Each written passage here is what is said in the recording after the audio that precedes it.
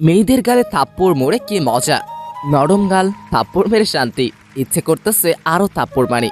কিছু বুঝলেন না তো, চলুন ফ্ল্যাশব্যাকে যাই। আর কোনোদিন যেন আমার পেছনে না দেখি। আমি কি কুত্তা যে তোর মতো কুত্তির পিছনে যাব? কি আমি কুত্তি? তুই কুত্তি না হলে কলেজের ছেলেগুলো তোর পিছনে কুত্তার মতো ঘুরঘুর করতো না। তোর মতো লুচ্চার সাথে প্রেম করা আমার সবচেয়ে বড় ভুল হয়েছে। আমি তো লুচ্চাই, সেটা তুই এখন বুঝলি? তোর সাথে কেন যে কথা বলছি, অসহ্য একটা। এখন তো অসহ্য লাগবেই কুত্তি। আমারে কুত্তি বলবি না। তাহলে তোকে কি বলবো, ইরা কুত্তি? আপদ বিদায় হ, তোর সাথে ব্রেকআপ। তুই কি ব্রেকআপ করার কে? আমি করতেছি ব্রেকআপ, আর এই নে তোর ব্রেকআপ গিফট। বলে মুখ থেকে চুইংগামটা বের করে ওর চুলে আটকায় দিলাম। যা, আমি তোকে ভুলে যাব, কিন্তু এই চুইংগামের জন্য তুই আমাকে মনে রাখবি। টাটা XGF বলেই দিলাম দৌড়। এখানে থাকলে হয়তো কপালে কষ্ট ছিল। এই হলো ফ্ল্যাশব্যাক। এখন বর্তমানে আসুন, আপনাদের সাথে পরিচয়টা সেরে ফেলি। আমি ইমন, ইন্টার সেকেন্ড ইয়ারে পড়ি। বাবা মার দুই মাত্র সন্তান, বর্তমানে এলাকার বাইরে আছি। আর যার থেকে পালিয়ে আসলাম উনি হলেন আমার GF, সরি XGF, ইরশাদ জাহান ইরা। আমরা সেম ইয়ারেই পড়ি। এরাও এখানে পড়তে আসছে, গার্লস হোস্টেলে থাকে, আর আমি ম্যাসে। 1 বছর হলো ওর আর আমার রিলেশনের। 1 বছর রিলেশনে প্রায় প্রতি সপ্তাহে একবার ঝগড়া হবে, আর বাকি দিনগুলো রাগ করে চলে যেত। আমি ইরাকে প্রথম প্রপোজ করেছিলাম। কিছুদিন ঘোরাঘুরির পর রাজি হয়েছিল। ভেবেছিলাম এবার হয়তো লাইফটা মজায় কাটবে, কিন্তু এই মেয়ে যে প্যারা দেওয়া শুরু করছিল, কিছু হইলেই গাইল মায়ের সব একসাথে। আজ আমিও সবগুলো শোধ তুলে নিলাম। সুদে আসলে নরম গালগুলোয় থাপ্পড় মেরেছে কি মজা। ইচ্ছে করতেছে গিয়ে আরো 2-1টা মেরে আসি, কিন্তু বেশি জিনিস ভালো না, তাই আর যাব না। বন্ধুদের কাছে আসলাম, তখন সিয়াম বলল, কিরে হাঁপাছিস কেন? মামা ইরার সাথে ব্রেকআপ করে আসলাম। তাহলে থাম, আমি গিয়ে প্রপোজটা করে আসি। যা, ওকে আমি থাপ্পড় মেরে আসলাম, আমার রাগটা ও তোর উপর দিয়ে দিবে। তাহলে থাক, চল মেসে যাই। চল। ম্যাচে এসে বিছানায় শরীরটা ছড়িয়ে দিলাম। তখনই ফোনটা বেজে উঠল। হ্যালো, কে? নাম্বারটা দেখো। ভাইয়ার নাম্বার। ভাইয়া বলো। একটা ঘটনা ঘটেছে। কে মরলো আবার? আরে ধুর, ফাজলামি করিস না। কি হয়েছে সেটা বলো। আমি যখন কুমিল্লায় থাকতাম তখন একটা মেয়ে আমার সাথে কাজ করতো। মেয়েটা অনেক সুন্দরী। ভালো তো। আমি মেয়েটাকে ভালোবাসি। ভালো তো, তারপর? মেয়েটাও আমাকে খুব ভালোবাসে। ভালো তো, তারপর? আমি ওকে বিয়ে করতে চাই। ভালো তো, তারপর? তুই আব্বা আম্মুকে বল না। তারপর? শুধু তারপর তারপর করছিস কেন? কি করবো সেটা বল। তাতে আমি কি পাবো? কি চাস? বাইক। ওকে, কিন্তু আগে কাজ। ওকে, তুই আম্মুকে গিয়ে বল। তুই আয় না। টিসির জন্য অ্যাপ্লাই করছিলাম না, ওটার জন্য থাকতে হবে। ও আচ্ছা, তারপর? আমি আব্বু আম্মুকে ফোন করে পুরো পাম দিতাছি। তুই আমার ভাই, তুই ছাড়া আমার কে আছে বল। হইছে, মনেও পাম দিও না, আমার কথাটা যেন মনে থাকে। থাকবে। শুন, ফোনে লোড দিয়ে দে, আম্মুকে ফোন দিতে হবে। 2 মিনিট দাঁড়া। ফোনটা কেটে দিলাম। কিছুক্ষণ পর ভাইয়া 100 টাকা লোড দিয়ে দিল। আম্মুকে ফোন দিলাম। কেমন আছো আম্মু? ভালো বাবা, তুই? ভালো, কিছু কথা ছিল। ফোনে টাকা নেই, কলটা ব্যাক করো তো। ফোনটা কেটে দিলাম। একটু পর আম্মু ফোন দিল। হ্যাঁ, কি বলবি বল। আসলে আম্মু, ভাইয়া না একটা মেয়েকে খুব ভালোবাসে, ওকে বিয়ে করতে চায়, কিন্তু ভয়েতে বলতে পারছে না। আম্মু, মেয়েটা না অনেক ভালো, দেখতে অনেক সুন্দরী, পরীর মতো দেখতে। তুমি না করো না আম্মু, আর আব্বুকে রাজি করাও, প্লিজ প্লিজ প্লিজ। আচ্ছা, আমি ফাহাদের সাথে কথা বলতেছি, আর তোর আব্বুকেও বলতেছি। ওকে আমার সুইট মা, তুমি দুনিয়ার বেস্ট মা। হইছে, আসবি কোন দিন? টিসি দিলেই আমি চলে যাব। আচ্ছা, ভালোভাবে থাকিস। ফোনটা রেখে দিয়ে ঘুমিয়ে পড়লাম। বিকেলে ঘুম থেকে উঠলাম। বিকেলে সিয়ামকে নিয়ে বাইরে ঘুরতে বের হলাম। ঘোরাঘুরি করে ম্যাচে আসলাম। রাতে ভাইয়ার ফোন। হ্যালো, কি করিস? পাম দিস না, আম্মু ফোন দিছিল। দিছিল। কি বললো? প্রিয়ার বাসার নাম্বার নিল আর বিয়ের ডেট ঠিক করলো। তোর তো ঈদ লেগে গেল তাহলে। ধুর বেটা, বিয়ে কোন দিন? আগামী শনিবার তুই আসবি না? না, পরের রবিবার আমার টিসি দিবে, ওটা নিয়ে যাব। আমার বিয়ে আর তুই আসবি না? মন খারাপ করিস না ভাইয়া, আমি যাব এখন। তাহলে আমি ডেট পিছিয়ে দেই। না, পিছানোর দরকার নাই, আমি বিয়ের কয়েকদিন পরেই যাব। ফোনটা কেটে দিলাম। ভাইয়া, আমি অনেক ফ্রি বন্ধুর মতো রাতে খেয়ে দিলাম ঘুম। পরে আর কলেজে গেলাম না। এরই মধ্যে ভাইয়ার বিয়ে হয়ে গেল। ভাবির সাথে এই কয়েকদিনে অনেক কথা হয়েছে, ভাইয়ার সাথেও অনেক কথা হয়েছে। ইরার কথা অনেক মনে পড়েছে, ওর পাগলামিগুলো মিস করতাম, কিন্তু কিছু করার নেই। ব্রেকআপ তো ও করেছে। আজ টিসি দেওয়ার কথা। কলেজে গেলাম, কলেজে গিয়ে দেখি ইরার বান্ধবী টিশার সাথে দেখা। কেমন আছো? ভালো, তুমি? ভালো। হেঁটে কোথায়? বাসায় গেছে, ওর বোনের বিয়ে। ভালো থাকো। একেবারে চলে যাচ্ছি। ও আচ্ছা, ভালোভাবে যেও। টিসি নিয়ে সিয়ামের সাথে ম্যাচে আসলাম। আমি আর সিয়াম দুজনেই টিসি নিচ্ছি, কারণ আমরা ছোট থেকে একে অপরের সাথে থাকি। আমার এই জায়গায় চয়েসে আসে দেখি সিয়ামও আমার সাথে ভর্তি হয়। এখন দুইজনেই ট্রান্সফার নিলাম, নিজ শহরে যাব, বাঘের মতো চলাফেরা করব। পরের দিন ব্যাগ নিয়ে বেরিয়ে পড়লাম। বাসে উঠলাম, কিছুক্ষণ পর বাস ছেড়ে দিল। 6 ঘন্টা যাত্রা করে বিকেলের দিকে বাসায় আসলাম। বাসায় এসে কলিং বেল টিপ দিলাম। কিছুক্ষণ পর একজন মেয়ে এসে দরজা খুলে দিল। এটা নিশ্চয়ই আমার ভাবিজান। ভাইটু। কেমন আছো? জড়িয়ে ধরে। ভালো, ভেতরে আসো। আগে বলো ভাইয়া কই? রুমে আছে। ভাইয়ার রুমে গেলাম। ভাইয়া ঘুমাচ্ছে। ভাইয়া, আয় ভাইয়া। আরে তুই কখন এলি? এখনই। বাইক কই আমার? পরে কথা হবে, এখন ঘুমাতে দে। ওহ, কাজের সময় কাজে, কাজ ফুরালে পাজি। ভাবি তুমি কিছু বলো না। কি হয়েছে? আমি কিছুই তো বুঝলাম না। ভাবিকে সব কথা বললাম। তাহলে তুমি দেখো ভাইয়া কি আমার সাথে অন্যায় করতেছে না? ঠিকই তো, কাল তোমার বাইক কিনে দিবে, তুমি যাও গিয়ে ফ্রেশ হয়ে নাও। ঠিক আছে ভাবি, তুমি না অনেক কিউট আর ভালো, একদম আমার মায়ের মতো। হয়েছে, আর পাম দিতে হবে না, যাও ফ্রেশ হয়ে নাও। আম্মুর সাথে কথা বলে আসি। আম্মুর কাছে গেলাম। আম্মু রান্নাঘরে রান্না করতেছে। পিছন থেকে জড়িয়ে ধরলাম। কেমন আছো মা? আরে তুই কখন আসলি? একবারও ফোন করলি না যে? এত প্রশ্ন, আমি যেটা প্রশ্ন করছি উত্তর দাও। তুই এসে গেছিস, এখন ভালো থাকবো।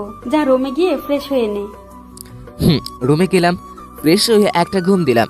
একেবারে রাতে উঠলাম, উঠে ফোন টিপতে লাগলাম। একটু পর আম্মু খেতে ডাকলো। গিয়ে দেখি সবাই বসে আছে, সবার সাথে অনেক গল্প করলাম। খেয়ে সে কানে ইয়ারফোন লাগিয়ে গান শুনতে লাগলাম। রাতে ঘুমানোর আগে আমার গান না শুনলে আমার ঘুম আসে না। গান শুনতে শুনতে কখন যে ঘুমিয়ে পড়ছি। সকালে ভাবির ডাকে ঘুম ভাঙলো। ইমন, ওঠো। ভাবি, আর একটু ঘুমাই না। ঘুমাও তাহলে, আর বাইক কিনতে যেতে হবে না। বাইক? আচ্ছা, আমি 5 মিনিটের মধ্যে আসতেছি। ফোনে বেশি চার্জ ছিল না, তাই হয়তো আমি ঘুমের পরেই বন্ধ হয়ে গেছে। ফোন চার্জে দিয়ে ফ্রেশ হয়ে নিচে গেলাম। নাস্তা করে আমি, ভাবি আর ভাইয়া বেরিয়ে পড়লাম। শোরুমে গিয়ে বাইক কিনলাম। এই নাও চাবি, ঘুরে আসো।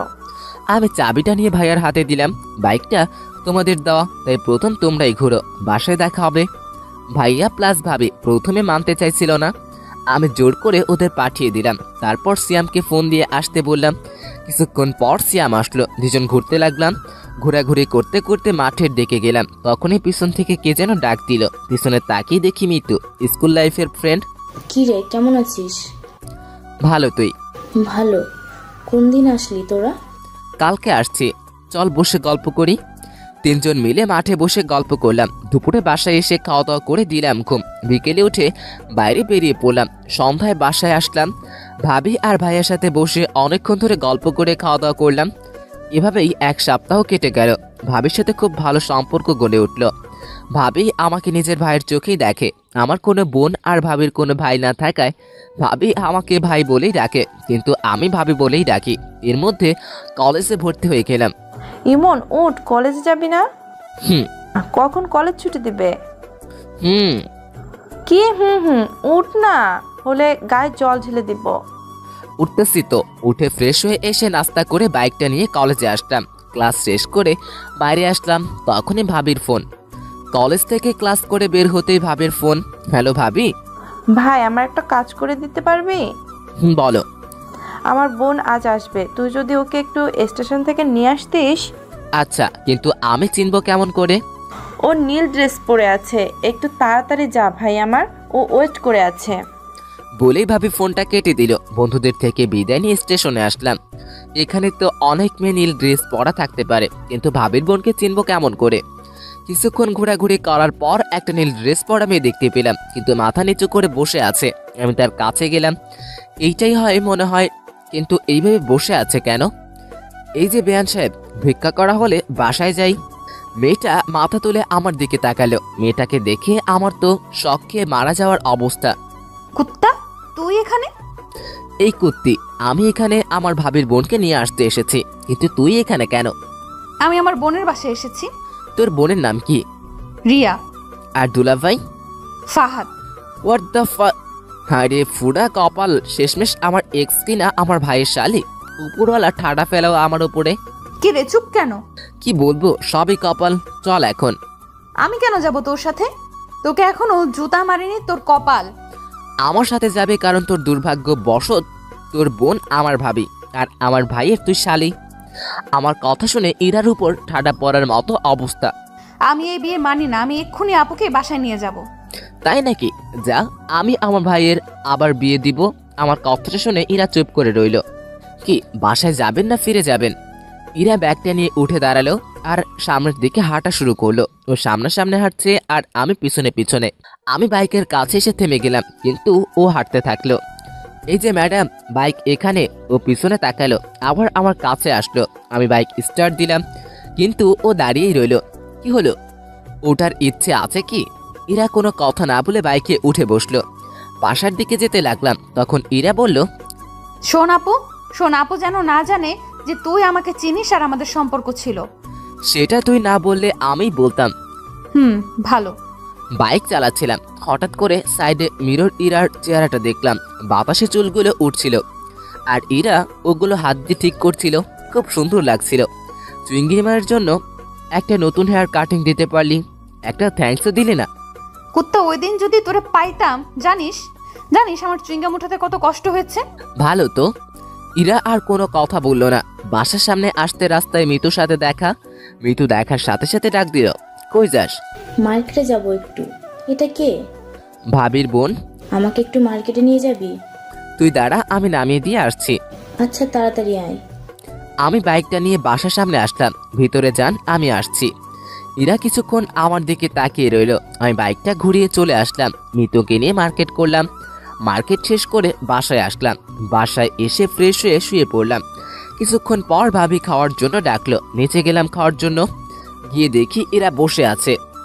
আমি ওর সামনে বসে পড়লাম। আমি নিজের মতো খেতে লাগলাম আর ভাইয়া আর ভাবির সাথে কথা বলতে লাগলাম। এরা মাঝে মাঝে আমার দিকে তাকাচ্ছিল, মনে হয় কিছু বলতে চাইতেছিল। আমি খাওয়া শেষ করে উপরে আসতে যাব, তখনই ভাবি ডাক দিল, ইমন, এরাকে একটু ঘুরিয়ে নিয়ে আসিস প্লিজ। আমি আজ পারবো না, বাসায় অনেক কাজ আছে। আচ্ছা ভাবি, ওনাকে রেডি থাকতে বলিও। বলে নিজের রুমে চলে আসলাম। বিকেলে বাইকটা বের করে ইরার জন্য অপেক্ষা করতে লাগলাম। আসতে দেরি করছিল দেখে বাইকের হর্ন দিতে লাগলাম। কিছুক্ষণ পর ইরা আসলো। সাদা ড্রেস, কপালে কালো টিপ, খোলা চুল, জাস্ট অসাম লাগছিল ওকে। ইরা আমার সামনে এসে দাঁড়িয়ে গেল। আমি মাথা থেকে হেলমেট নামিয়ে দিলাম। উঠুন। ইরাকে নিয়ে বাইকে ঘুরতে লাগলাম। হঠাৎ করে ফোনটা বেজে উঠলো। বাইকটা থামিয়ে ফোনটা বের করলাম। বের করে দেখি মিতুর ফোন। হ্যালো। কই তুই? পার্কের পাশের রাস্তায়। পার্কে আয়, আমি ওয়েট করছি। আচ্ছা দাঁড়া। ফোনটা রেখে দিয়ে পার্কে গেলাম। গিয়ে দেখি মিতু বসে আছে। আমি বাইকটা রাখলাম আর ইরাকে বললাম, আপনি এখানে বসুন, আমি আসছি। আসলে আমি এখানে এসেছি ইরাকে জ্বালানোর জন্য না হলে আসতাম না। আমি ভালো করেই জানি ইরা আমাকে এখনো খুব ভালোবাসে, কিন্তু প্রকাশ করে না। আমি মিতুর পাশে গিয়ে বসলাম, ওর সাথে কথা বলতে লাগলাম। এদিকে ইরা একাই বসে আছে আর ভাবতেছে, কুত্তাটা কোনো দিন ভালো হবে না। এই জন্যই ওর সাথে আমার রিলেশনটা ভাঙলো। ইচ্ছে করছে গিয়ে মাথা ফাটিয়ে দেই। কিরকম কাছে গিয়ে বসে আছে কুত্তা, লুচ্চা বজ্জাত। ইরা ইমনকে যে ইচ্ছে করে গালি দিতে লাগলো। ইমন আর মিতু কথা বলতেছিল। হঠাৎ করে মিতু ইমনের কাঁধে ওর মাথাটা রাখলো। সেটা দেখে ইরা রাগ চরম সীমানায় পৌঁছে গেল।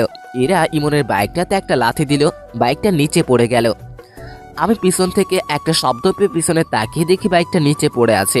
আমি লাফ দিয়ে উঠে বাইকটার কাছে আসলাম। ও খোদা, আমার নতুন বাইক। ইরা তখন সাইড থেকে একটা লাথি দিয়ে বাইকের পিছনের ইন্ডিকেটর মারলো। সাথে সাথে ওটা ভেঙে পড়ে গেল। ওই খাড়া খাড়া, আমার নতুন বাইকের ভাঙার সাহস কেমন হয় তোর কুত্তি? কুত্তা, তোর বাইকেরও ভাঙবো আর তোকেও। বলেই আমার পায়ে লাঠি দিয়ে মারলো। এত জোরে মেরেছে যে পায়ে লাগার সাথে সাথে ব্যথা শুরু হয়ে গেল। আরে আরে লাগছে তো, একে তো আমার বাইক ভাঙছস, তার উপর আমাকে মারলি, আজ তোকে ছাড়বো না, আমাকে মারা, আজ তোকে ছাড়বো না। বলেই ওর হাতে লাঠিটা নিয়ে ফেলে দিলাম। ওর কোমরে এক হাত দিয়ে ওকে টান দিয়ে নিজের কাছে নিয়ে আসলাম। ইরা সারার জন্য ছটফট করছে। কুত্তা ছাড় আমায়। আমি ওর ঠোঁটে হাত দিয়ে চুপ করতে বললাম। ইরা ঠোঁটের কাছে ঠোঁট নিয়ে গেলাম। ইরা বড় বড় চোখ করে আমার দিকে তাকালো। ওর আরো কাছে যেতে নিজের চোখ বন্ধ করে ফেললো। তখন ইরা মনে মনে বলল, ইমনের এমন কাজে আশায় কেমন জানি ভেতরে একটা অন্যরকম ভালো লাগা কাজ করতে লাগলো, তাই নিজের চোখ বন্ধ করে ফেললাম। আমি ওর ঠোঁটের কাছে ঠোঁট নিয়ে গেলাম। ওর নিঃশ্বাসের শব্দ স্পষ্ট শুনতে পাচ্ছিলাম। ওর কাছে যাওয়া ও আরো জোরে নিঃশ্বাস নিতে লাগলো। ওর ঠোঁটগুলো যেন আমাকে টানতে লাগলো। ওর ঠোঁটগুলো গোলাপের পাপড়ির মতো লাগছিল। আমি ওর ঠোঁটের সাথে ঠোঁট মিলিয়ে দিলাম। ইরাকে কিস করার সাথে সাথে ও চোখ খুলে ফেললো। তখন ইরা মনে মনে বলল, ইমন কিস করার সাথে সাথে কেমন যেন একটা ভালো লাগা অনুভূতি কাজ করতে লাগলো। প্রথমে কিছুটা ভয় পেয়েও গেছিলাম। 3 মিনিট পরে ইরাকে ছেড়ে দিলাম। দুজনে হাঁপাতে লাগলাম। আজ প্রথম ইরাকে কিস করলাম। কুত্তা, তুই আমাকে কিস করলি কেন? তুই আমার বাইক ভাঙতে চাইছিলি কেন? আমার ইচ্ছে হয়েছে, আমি ভাঙছি। আমারও ইচ্ছে হয়েছে, আমি কিস করছি। কেন, আমার ঠোঁট কি তোর বাপের সম্পত্তি? না, আমার ভাবির সম্পত্তি। তাই দেখে তুই আমাকে কিস করবি? সেটা আমার বাইক ভাঙচুর করার আগে ভাবা দরকার ছিল। ইরা আর কোনো কথাই বলল না। মিতুর কথা মনে পড়তেই আমি মিতুর কাছে আসলাম। মিতু ফোন টিপতেছে। তাহলে পিছনে কি হয়েছে ও হয়তো দেখেনি।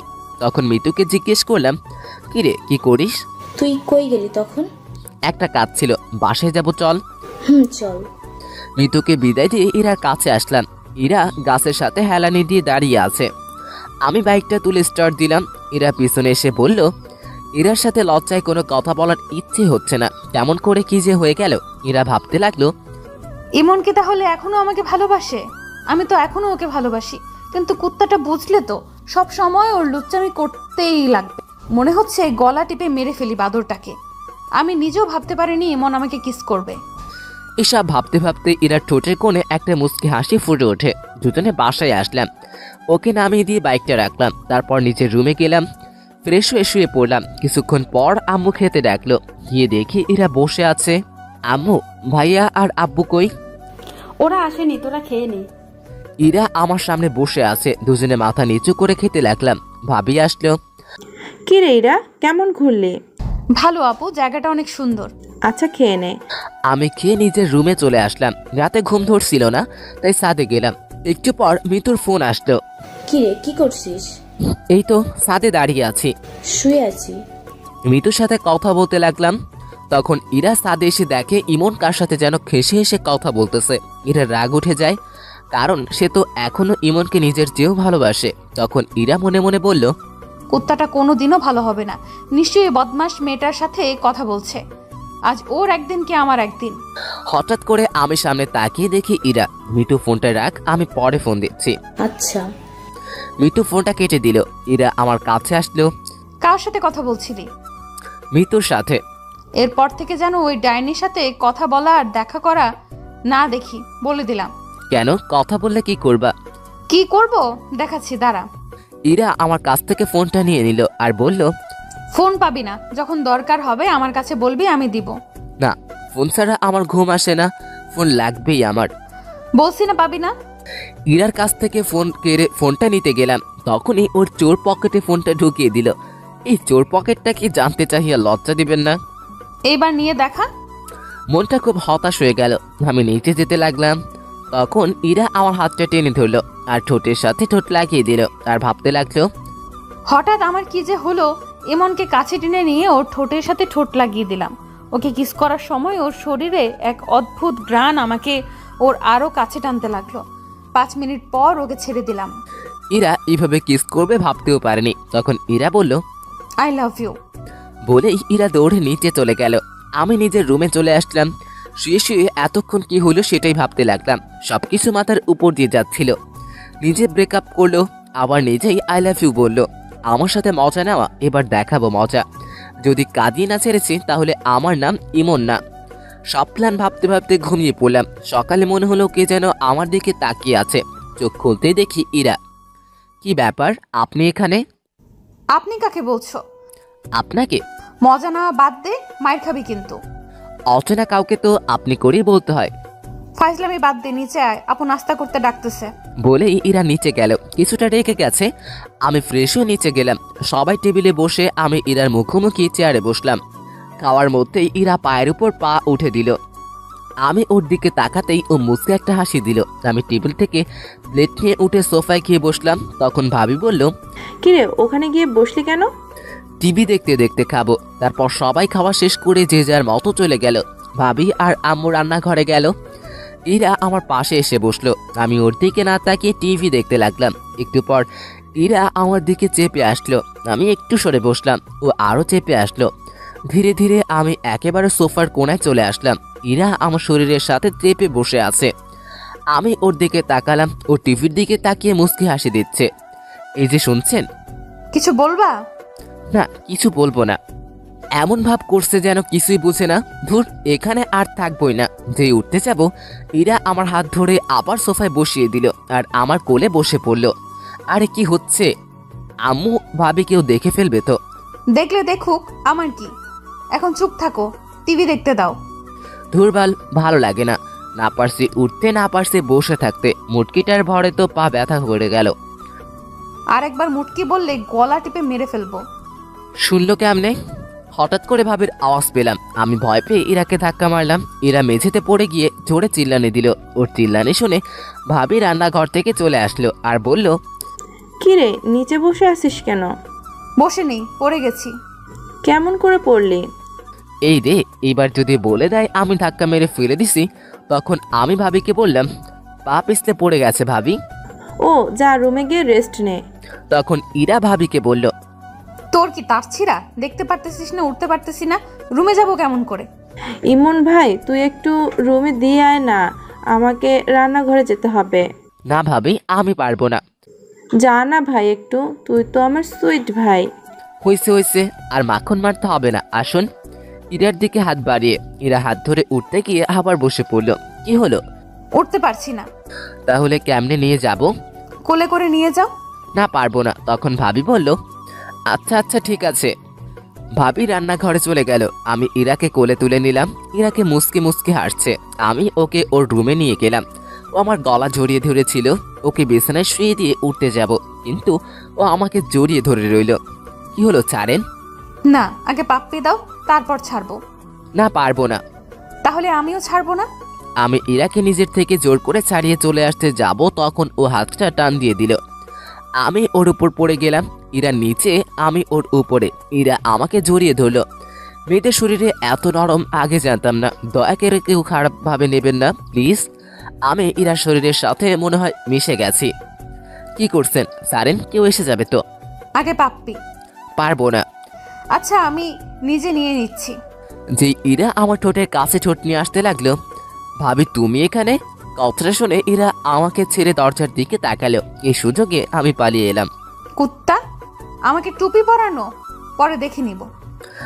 আমি ওখান থেকে চলে আসলাম। নিজের রুমে এসে ফোন টিপতে লাগলাম। বিকেলে মিতুর ফোন আসলো। কই আছিস? বাসায়। দেখা করতে পারবি? কোথায়? বড় মাঠে আয়। আচ্ছা একটু দাঁড়া, আমি যাচ্ছি। বাসা থেকে বাইকটা নিয়ে বেরিয়ে পড়লাম। ইরার সাথে দেখা হয়নি, চুপচাপ চলে আসলাম। দেখতে পেলে কি যে করতো। মিতুর কাছে আসলাম। মিতুর সাথে অনেকক্ষণ গল্প করলাম। সন্ধ্যার দিকে হঠাৎ ফোনটা বেজে উঠলো। বের করে দেখি ভাবির ফোন। হ্যালো। কই তুই? আমি তো মার্কেটে আসলাম একটু। বাসায় আয় তাড়াতাড়ি। আচ্ছা। মিতুকে ওর বাসায় নামিয়ে দিয়ে বাসায় আসলাম। ফ্রেশ হয়ে ভাবির রুমে গেলাম। গিয়ে দেখি ইরা আর ভাবি গল্প করতেছে আর চা খাচ্ছে। তখন আমি ভাবিকে বললাম, ভাবি ফোন দিলে যে? সে কখন বের হয়েছিস না বলে তাই ফোন দিলাম। বস, তোর জন্য চা নিয়ে আসি।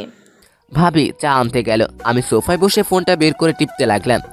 ইরা আমার সামনে এসে ফোনটা কেড়ে নিয়ে বিছানায় ছুঁড়ে মারলো আর রাগী গলায় বলল, কই ছিলি? মিতুর সাথে দেখা করতে গিয়েছিলাম, ও ফোন দিছিল। ওকে জ্বালানোর জন্য বললাম। তুই ওই ডাইনির কাছে গেছিস কেন?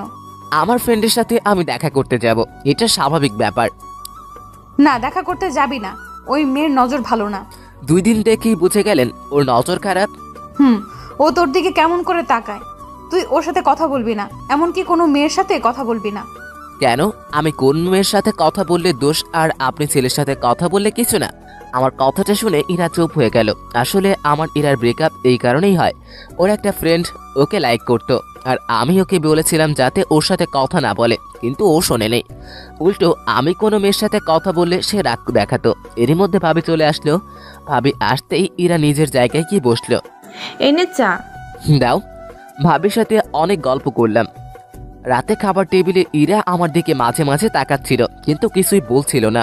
রাতে খেয়ে ঘুমিয়ে পড়লাম। কাল থেকে কলেজ যেতে হবে। সকালে ইরার ডাকে ঘুম ভেঙে গেল। কি হলো? কলেজে যাবা না, উঠো। আমি কিছু না বলে উঠে ফ্রেশ হতে গেলাম। ফ্রেশে বেরিয়ে দেখি ইরা নাস্তা হাতে নিয়ে দাঁড়িয়ে আছে। টেবিলে নাস্তার প্লেটটা নিয়ে আমার কাছে আসলো। আপনি নাস্তা করেছেন? না, সকালে মিষ্টি নাস্তা করব দেখে নাস্তা করিনি। মানে? দাঁড়াও দেখাচ্ছি। ইরা আমার কাছে আসলো, হালকা করে ঠোঁটে একটা কিস করলো। এই হলো আমার মিষ্টি নাস্তা, তাড়াতাড়ি নাস্তা করে রেডি হয়ে নিচে আসো। বলেই ইরা চলে গেল। আমি এখনো থ হয়ে দাঁড়িয়ে আছি। এই মেয়ের মতিগতি বোঝা আমার পক্ষে সম্ভব না। নাস্তা করে রেডি হয়ে ব্যাগটা নিলাম। নিচে আসতেই আম্মির ডাক পড়লো। আম্মু বলো। এই নে, 1000 টাকা হাতে ধরিয়ে দিয়ে, আমার কাছে তো টাকা আছে। লাগবে রেখে দে। আর ইরাকে সাথে নিয়ে যা, ওকে একটু তোদের কলেজটা ঘুরিয়ে দেখাস। ও বাসায় একা একা কি করবে? তোর সাথে গেলে মনটা একটু ভালো থাকবে। আচ্ছা রেডি হতে বলো। আমি রেডি। পিছন থেকে ইরা বলল ও তার মানে আগে থেকেই ঠিক করা সবকিছু, তাই বলেই হঠাৎ এত টাকা দিচ্ছে, সেটাও আবার আম্মু, ভাবা যায়? হইছে হইছে, যা এখন। ইরার দিকে তাকালাম। নীল ড্রেস, খোলা চুল, জাস্ট রূপকথার রাজকন্যা। আমি বাইকটা বের করে আনলাম। ইরা বাইরে দাঁড়িয়ে আছে। আমি ইরার সামনে গেলাম। তখন ইরা আমাকে বলল, কেমন লাগছে আমাকে? আপনি কি ফ্যাশন শোয়ে যাচ্ছেন, না ছেড়ে পটাবেন যে এত সাজগোজ? ইরার মুখ কালো হয়ে গেল। ইরাকে এইভাবে দেখলে কলেজের যে কোনো ছেলে ক্রাশ খাবে। তোমার যখন ভালো লাগছে না তাহলে চেঞ্জ করে আসি। থাক, লাগবে না, উঠো। ইরা উঠে বসে আমাকে শক্ত করে জড়িয়ে ধরলো। ইরাকে নিয়ে কলেজে আসলাম। বাইকটা পার্ক করে সিয়ামের কাছে আসলাম। সিয়াম ওর মামার বাসায় ছিল। তখন সিয়াম বলল, কিরে এরা এখানে? সিয়ামকে সব বললাম। ভাই তোর ভাগ্য বলতে হবে। কিন্তু ওকে আগে একটু ভালো মতো মজা দিতে হবে, আমাকে নিয়ে ফাইজলামি। তারপর দুজনে ইরার কাছে আসলাম। সিয়াম আর ইরা কথা বলল। আমি ইরাকে বললাম, আচ্ছা এখানে থাকুন, আমরা ক্লাস করে আসছি। তখন ইরা বলল, আমি কি করব এখানে? চত্বরে বসে থাকুন। আমি একা বসে থাকবো? থাকুন, আমি ক্লাস করে চলে আসব। আমি আর শ্যাম ক্লাসের দিকে যেতে লাগলাম। পিছনে ফিরে দেখি ইরা বসে আছে আর কিছু ছেলে ওর দিকে যাচ্ছে, হয়তো কথা বলবে। ছেলেগুলো ইরার কাছে গিয়ে কি যেন কথা বলতেছিল। আমি আর শ্যাম ক্লাসে না গিয়ে ওদের কাছে গেলাম আর বললাম, কি হয়েছে ভাইয়া? আর ইমন ভাই তুমি এখানে? কি হয়েছে? আসলে ভাই আমার ফ্রেন্ড এই আপুকে অনেক পছন্দ হয়েছে, তাই কথা বলতে আইছিলাম। ওটা তোদের ভাবি হয়। ভাই আগে বলবা তো, ভুল হয়ে গেছে, আর হবে না। আপু মাফ করে দিন প্লিজ। ছেলেগুলো চলে গেল। তখন শ্যাম আমাকে বলল, তোকে আজ ক্লাস করতে হবে না, তুই ওকে নিয়ে ঘুরে আয়। বাইকটা নিয়ে আসি। বাইকটা নিয়ে ইরার সামনে আসলাম। ইরা উঠে শক্ত করে জড়িয়ে ধরলো। সবাই আমার দিকে তাকিয়ে আছে। ভাবি যে রোমান্স বাইরে গিয়ে কইরেন, এটা ক্যাম্পাস। বলে সিয়াম দৌড়ে চলে গেল। আমি বাইকটা জোরে টান দিলাম। বাইক আর মেয়ে পার্ট তো দেখতেই হবে। সারাদিন ইরা কিনে বাইকে ঘুরলাম। ইরা সারাদিন অনেক বকবক করেছে। বিকেলের দিকে বাসায় আসলাম। এসে ফ্রেশ হয়ে ঘুম দিলাম। সন্ধ্যায় ঘুম থেকে উঠে পুরো অবাক হয়ে গেলাম। ইরা আমাকে জড়িয়ে ধরে শুয়ে আছে, কিন্তু ও এখানে কখন এলো? আমি ইরার দিকে তাকিয়ে দেখতে লাগলাম। ফ্যানের বাতাসে চুলগুলো উঠছে, মুখটা খুব মায়াবী লাগছে। হঠাৎ করে ইরার ঘুম ভেঙে গেল। কি ব্যাপার, তুমি এখানে কখন আসলা? আসলে আপু তোমাকে ডাক দিতে বলছিল, কিন্তু এসে দেখি তুমি ঘুমাচ্ছ, আমারও ঘুম পাচ্ছিল, তাই এখানে ঘুমিয়ে পড়ি। কি, যদি ভাবি এসে দেখে ফেলতো তাহলে কি ভাবতো? যা ভাবার তাই ভাবতো। এখন উঠে ফ্রেশ হয়ে নিচে আসো।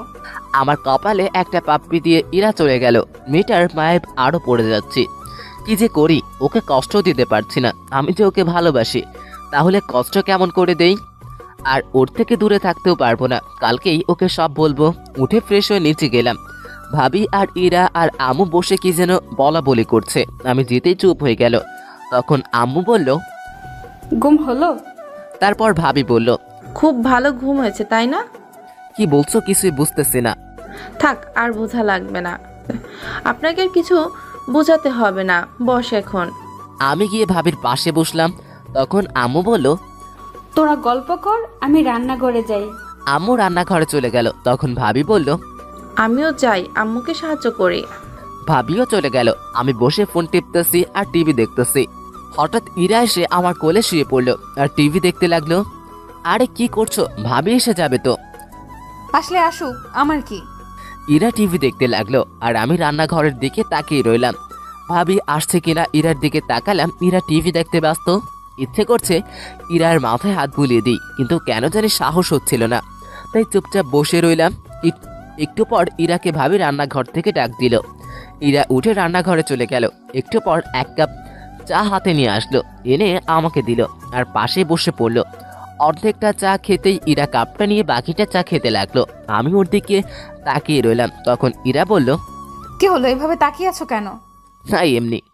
বজ্জাত কোথাকার। চায়ের কাপটা নিয়ে নিল। রাতে খাবার খেয়ে রুমে আসলাম। এসে গান শুনতে শুনতে ঘুমিয়ে পড়লাম। সকালে ঘুম থেকে উঠে ফ্রেশ হয়ে নিচে গেলাম। ইরা নাস্তার টেবিলে বসে আছে, আমিও বসে পড়লাম। খাওয়ার সময় ইরা পায়ে গোতা দিতে লাগলো। এক সময় পা সরিয়ে নিলাম।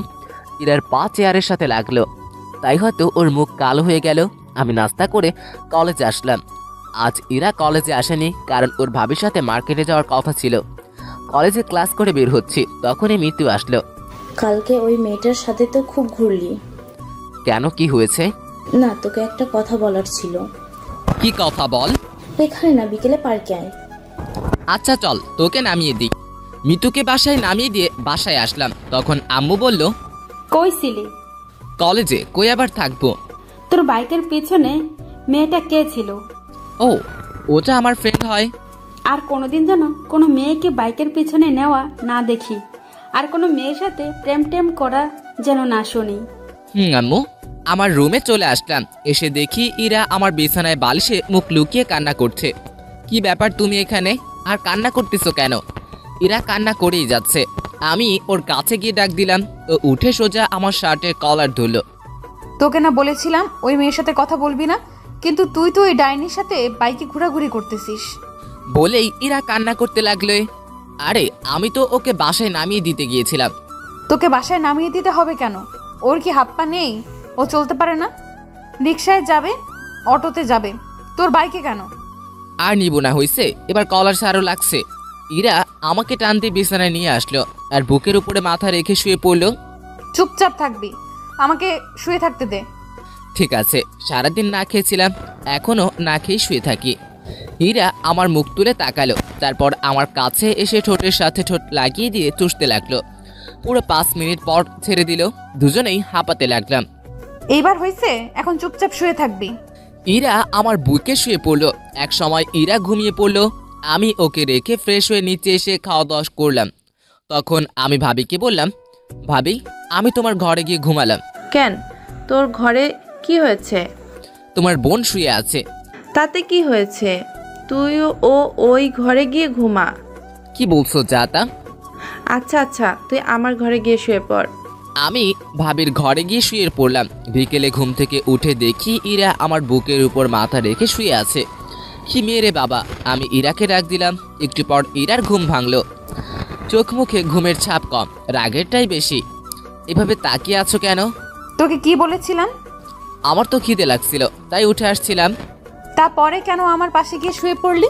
ভাবি বলল যে তুমি আমার রুমে শুয়ে আছো, তাই আমি যেন তার রুমে শুয়ে পড়ি। তাই আমি এখানে এসে শুয়ে পড়ছিলাম। দোষ করছে আবার বড় বড় কথা। এখন চলো, আমাকে ঘুরতে নিয়ে যাবে। কিন্তু আম্মু যে বাইকে মেয়ে উঠাতে মানা করেছে। সেটা অন্য মেয়ে উঠাতে মানা করছে, আমাকে না। কেন? তোমার আম্মুকে গিয়ে বলো। আমি কি জানি। আমি রেডি হতে গেলাম। ইরা রেডি হতে গেল। আমি আম্মুর কাছে গেলাম। আম্মু, আমি কি ইরাকে বাইকে নিব? শুধু ইরাকে নিবি, আর ওকে যদি না নিস তাহলে তোর বাইক চালানো বন্ধ। ধুর, কিছুই বুঝি না। কি বলো? তোমরা বাইকটা বের করে দাঁড়িয়ে রইলাম। একটু পর ইরা এসে উঠে আমাকে শক্ত করে জড়িয়ে ধরলো। দুজনে পার্কের দিকে গেলাম। ইমন, গাড়ি দাঁড় করাও, আমি আইসক্রিম খাবো। আমি গাড়ি দাঁড় করিয়ে ওকে আইসক্রিম কিনে দিলাম। তুমি এখানে একটু দাঁড়াও, আমি ভিতর থেকে আসছি। আচ্ছা, তাড়াতাড়ি আসো। আমি পার্কের ভিতরে এসে দেখি মিতু বসে আছে। আমি ওর পাশে গিয়ে বসলাম। কিরে, কখন এলি? একটু আগে, বস। না বসবো না, কি বলবি বল, আমাকে একটু তাড়াতাড়ি যেতে হবে। I love you.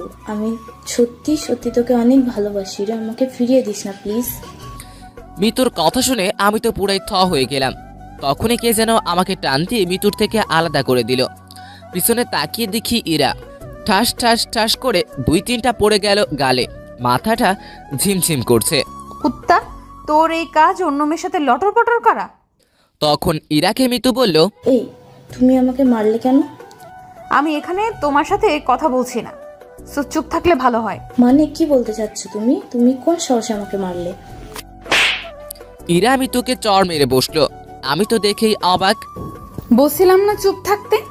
ইরাকে সাইডে নিয়ে আসলাম। তুমি ওকে মারলে কেন? তুই ওকে জড়িয়ে ধরেছিলি কেন? ভেবেছিলাম আমার ভালোবাসা দিয়ে তোমাকে আবার কাছে টেনে নেব, কিন্তু আমি ভুল ছিলাম। তুমি হয়তো আমাকে আর ভালোবাসো না। আসলে আমি পাগল। কেন যে ভেবেছিলাম তুমি হয়তো আমাকে আগের মতো ভালোবাসো, তাই তো তোমার কাছে নিজের ভালোবাসাটা জাহির করতে গেছি। হয়তো আমার কপালে তোমার ভালোবাসা নেই। আসলে আমার মতো মেয়েকে হয়তো ভালোবাসার যোগ্য নয়। পারলে ক্ষমা করে দিও। ইরা কাঁদতে কাঁদতে মিতুর কাছে আসলো আর বলল, আপু, পারলে আমাকে ক্ষমা করে দিয়েন। আসলে আমি এতদিন একটা ভুল ধারণা নিয়ে বেঁচেছিলাম, সেটা আজ ভেঙে গেল।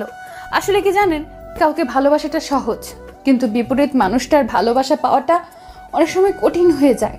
আবার সম্ভব হয় না, যেটা আজ আমার থেকে হয়তো কেউ ভালো বুঝবে না।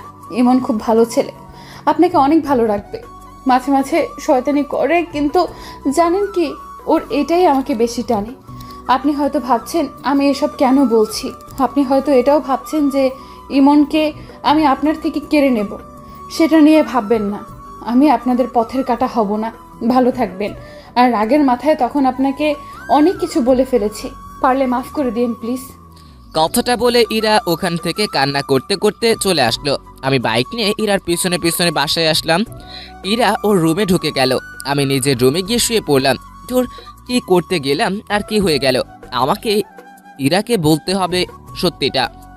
আমি ইরার রুমের সামনে গিয়ে দাঁড়ালাম। ভিতর থেকে কান্নার শব্দ শুনতে পেলাম। ইরা হয়তো কাঁদছে, নিজেকে কেমন যেন অপরাধী মনে হচ্ছে। আমি ইরাকে ডাকতে শুরু করলাম, কিন্তু ইরা দরজা খুলল না। আমি দরজা ধাক্কাধাক্কি করতে লাগলাম। ইরা দরজা খুললো। তখন ইরা বলল, প্লিজ আমায় একটু একা থাকতে দিন। যদি আপনি আরেকবার এভাবে এসেছেন, তাহলে আমি এক্ষুনি এই বাসা ছেড়ে চলে যাব। কথাটা বলেই ইরা দরজা বন্ধ করে দিল। আমি রুমে চলে আসলাম। একটু পর ভাবি খাওয়ার জন্য ডাকলো, গিয়ে দেখি ইরা নেই। তখন আম্মু বলল, ইরার সাথে তোর কি হয়েছে? কই কিছু হয়নি তো। তাহলে ও কান্না করছে কেন? আমি আর কিছুই বললাম না, মাথা নিচু করে রইলাম। খেতে ইচ্ছে করছিল না, তাই না খেয়ে নিজের রুমে চলে আসলাম। চোখ বন্ধ করে শুয়ে আছি। একটু পর মাথায় কারো হাতের স্পর্শ পেলাম। চোখ খুলে দেখি ভাবি। আমার ভাইটার বুঝি মন খারাপ? না ভাবি, এমনি ভালো লাগছে না তাই। আমাকে বুঝি বলা যাবে না, তাই না? আসলে তেমন কিছু না, মাথাটা খুব ব্যথা করছে তো তাই খুব খারাপ লাগছে। তুই চিন্তা করিস না, আমি সব ঠিক করে দিব। তুই এখন ঘুমা। কথাটা বলেই ভাবি চলে গেল। আমি চুপ করে শুয়ে রইলাম। চোখে ঘুম নেই। চোখ বন্ধ করলেই ইরার হাসি মুখটা সামনে আসছে। যে করেই হোক ওকে আমাকে পেতেই হবে। ওকে আর আমার থেকে দূরে যেতে দিব না। চিৎকার করে বলতে ইচ্ছে করছে, ইরা আমি তোমাকে ভালোবাসি। কাল যে করেই হোক ওর থেকে ক্ষমা চাইতে হবে। দরকার পড়লে ওর পায়ে পড়বো, কিন্তু ওকে নিজের থেকে দূরে যেতে দিব না। সারা রাত ঘুম হয়নি। ভোর রাতে ঘুমিয়ে পড়লাম। সকালে ঘুম থেকে উঠে ফোনটা হাতে নিয়ে দেখি 11টা বাজে। আমি তাড়াতাড়ি করে ইরার রুমে গেলাম। গিয়ে দেখি রুম ফাঁকা, ইরার জামা কাপড় কিছুই নেই। আমি দৌড়ে নিচে আসলাম। ভাবি, ভাবি, আই ভাবি। কি হয়েছে? ইরা কই? ও আজ সকালে চলে গেছে। অনেক আটকানোর চেষ্টা করেছি কিন্তু পারিনি। কয়টার ট্রেন? 10টা 30-এ। আমি তাড়াতাড়ি করে বাইকটা বের করে স্টেশনের দিকে বেরিয়ে পড়লাম। সাবধানে যাস। স্টেশনে গিয়ে দেখি ট্রেন চলে গেছে। সাইড বেঞ্চে বসে পড়লাম। চোখের কোণ দিয়ে এক ফোঁটা জল মাটিতে পড়লো। নীরবে বসে কাঁদতে লাগলাম। আজ আমার ভুলের জন্যই ইরা আমার থেকে দূরে চলে গেল। একটু পর ভাবির ফোন আসলো। হ্যালো ভাবি। কি হয়েছে তোর? তোর কণ্ঠটা এমন শোনা যাচ্ছে কেন? না কিছু না, বলো কি বলবা? পেলি ওকে? না ভাবি। আচ্ছা তুই বাসায় আয়, তোর সাথে কথা আছে। আচ্ছা আমি এক্ষুনি আসছি। বাইকটা নিয়ে বাসার দিকে যেতে লাগলাম। মুখের সামনে শুধু ইরার ছবিটাই ভেসে উঠছিল। তখনই হঠাৎ করে কথা থেকে যেন একটা রিক্সা বাইকের সামনে চলে আসে। আমি কন্ট্রোল সামলাতে না পেরে বাইকটা রিক্সার সাথে লাগিয়ে দেই। চোখ খুলে দেখি মাথায় হাত আর পায়ে ব্যান্ডেজ। ভাবি সাইডে বসে আছে। ভাবি তোমরা এখানে? আর বাইকটা ঠিক আছে তো?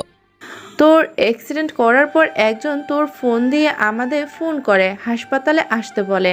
আজ তোর যদি কিছু হয়ে যেত তাহলে আম্মুকে মুখ দেখাতাম কেমন করে বল? কিছু হয়নি তো? কিচ্ছু হয়নি। তুই জানিস তোর মাথায় হাতে পায়ে কয়টা সেলাই পড়েছে? থাক, সেটা বলার দরকার নেই। চুপচাপ শুয়ে থাক, বিকেলে তোর বাসায় নিয়ে যাব। ভাবি বাইরে চলে গেল। বিকেলে বাসায় গেলাম। আমি স্বাভাবিকভাবেই হাঁটতে পারতেছি, কিন্তু হাতটার জন্য একটু সমস্যা হচ্ছে। রাতের বেলায় ছাদে বসে আছি। আকাশের তারার মেলা, হাজারো তারার ভিড়ে চাঁদটাকেই দেখছি। একটু পর কেউ পিঠে হাত দিল। পিছনে তাকিয়ে দেখি ভাবি দাঁড়িয়ে। ভাবি তুমি এখানে? এত রাতে এখানে মনমরা হয়ে বসে আছিস এখনো? বলবি তোর কিছু হয়নি তো? আসলে ভাবি, ঠিক আছে ঠিক আছে, যদি আমাকে আপন না ভাবিস তাহলে বলতে হবে না। ভাবি আমি ইরাকে ভালোবাসি, আর আমরা একে অপরকে অনেক দিন ধরেই চিনি। সে আমি, আম্মু, তোর ভাইয়া আর আব্বু সবাই জানে। এরা আমাদের সব বলেছে। সেদিন কি হয়েছে সেটা বল। সেদিনের সব কথা ভাবিকে খুলে বললাম। বুঝলাম এটা শুধু একটা ভুল বোঝাবুঝি। আসলে আমার বোনটার রাগ আর অভিমানটা একটু বেশি, বুঝলি? সেটা অনেক আগেই বুঝে গিয়েছি। আচ্ছা, আমি দেখি কি করা যায়, কিন্তু এরকম মন খারাপ করে বসে থাকা চলবে না। যা রুমে গিয়ে রেস্ট নে। এভাবে 5 দিন কেটে গেল। মাথা হাত পায়ের সেলাই খুলে ফেললেও দাগগুলো রয়ে গেছে। সকালে ভাবির ডাকে ঘুম ভাঙলো। ইমন, তাড়াতাড়ি উঠে ফ্রেশ হয়ে রেডি হয়ে নিচে আয়। কেন? আজ তুই, আমি আর তোর ভাইয়া আমাদের বাসায় যাব। ভাবির কথাটা শুনে আমার খুশির সে মানা ছিল না। ভাবিকে জড়িয়ে ধরলাম। থ্যাংক ইউ ভাবি, তুমি দুনিয়ার বেস্ট কিউট ভাবি। হয়েছে, আর পাম দিতে হবে না, তাড়াতাড়ি নিচে আয়। তুমি 2 মিনিট ওয়েট করো, আমি 1 মিনিটে আসতেছি। আমি তাড়াতাড়ি ফ্রেশ হয়ে রেডি হলাম। তারপর নিচে আসলাম। নাস্তা করে বসে আছি। কিছুক্ষণ পর ভাইয়া আসলো। কি রে, ব্যাগ গোছানো শেষ? কতক্ষণ আর সময় লাগবে? ভাবি কই? রেডি হচ্ছে। প্রায় 20 মিনিট পর ভাবি রেডি হয়ে আসলো। এতক্ষণ লাগে? হয়েছে, তোর তো আর তর্স হয়েছে না। কেন? আচ্ছা, তুমি আর একটু ময়দা মেখে আসো, আমরা দাঁড়িয়ে আছি। ওই ছাগল, আমি কোনোদিন ময়দা মাখছি? প্রতিদিনই তো মাখো। দাঁড়া, তোর মায়ের হয়নি অনেকদিন। ও, তোমরা ঝগড়া বাদ দিয়ে চলো তো। এমনিতে তোমার ময়দা মাখতে অনেক সময় লেগে গিয়েছে, আর দেরি করলে ট্রেন মিস হয়ে যাবে। কি? আমি ময়দা মাখি? যাবই না আমি। যাও তোমরা। ভাবি রাগ করছো কেন? ভাইয়া তো মজা করে বলতেছে। আমি তো জানি তুমি আটা সুন্দরী না। আমার ভাবি দেখতে অনেক কিউট। ঠিক আছে, তুই বলছিস বলে যাচ্ছি, না হলে ওর আজ খবর করে দিতাম। ভাবির কথা শুনে ভাইয়ার মুখটা একদম চুপসে গেল। এবার চলো, না হলে দেরি হয়ে যাবে। চল। তারপর একটা অটো নিয়ে স্টেশনে গেলাম। কিছুক্ষণ পর ট্রেন আসলো। আমার তো আর তরিস হয়েছে না, কখন যে পৌঁছাবো কে জানে। আমার ব্যাপারটা হয়তো ভাবি বুঝতে পারছে, তাই বারবার আমার দিকে তাকিয়ে মুসকি মুসকি হাসছে। কি হলো, হাসছো কেন? না, এমনি। তবে একটা কথা বলে দেই, আর 1 ঘন্টা লাগবে যেতে, তাই বারবার টাইম দেখা বন্ধ কর। কি 1 ঘন্টা? কেন, তুই কি 2 ঘন্টা শুনতে চাচ্ছিলি? আরে না, আমি তো ভাবছিলাম আধা ঘন্টা। আর বাবারে বাবা, কি প্রেম পাগল দেবর আমার। ধুর, তোমাদের যত সব আলতু ফালতু কথা। থাকবোই না আর এখানে। কথাটা বলার পর সিট থেকে উঠে ট্রেনের দরজার কাছে এসে দাঁড়িয়ে রইলাম। ইরা আর আমার কেটে যাওয়া দিনগুলোর কথা ভাবতে লাগলাম। এসব কথা ভাবতে ভাবতে হঠাৎ কাঁধে কারো যেন হাত পড়লো। পিছনে তাকিয়ে দেখি ভাইয়া। আর কতক্ষণ দাঁড়িয়ে থাকবি?